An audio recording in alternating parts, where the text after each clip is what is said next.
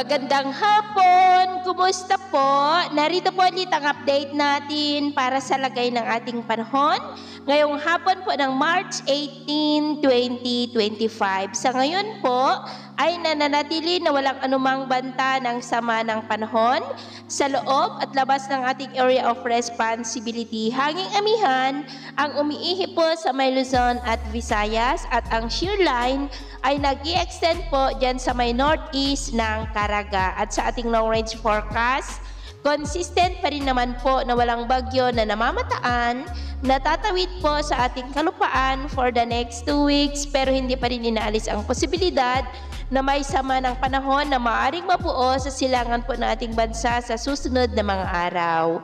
At sa lagay po ng ating panahon ngayong hapon ay nakakaranas pa rin ng cloudy skies with isolated rains ang ilang bahagi ng Cordillera, Cagayan Valley, Calapan, ilang bahagi ng Zambales, Quezon, Bicol Region, Samar Provinces, Leyte, Bohol, Cebu, Negros, Aklan, Capiz, Sulu Archipelago, Zamboanga Peninsula, Northern Mindanao, Caraga, Davao Region at Sorsogon. At mamayang gabi, may tsansa pa rin ng mga isolated rain sa mga nabanggit na lugar, kaya mag-ingat pa rin po tayo.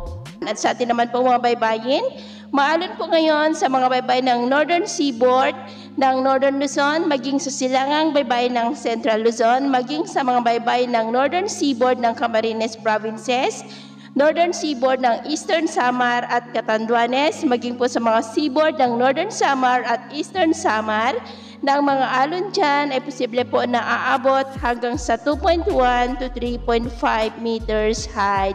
Kaya hanggat maaari po ay iwasan na muna natin ang papalaot dyan sa mga may kulay pula para po mas makaiwas sa mga sakunang pangkaragatan.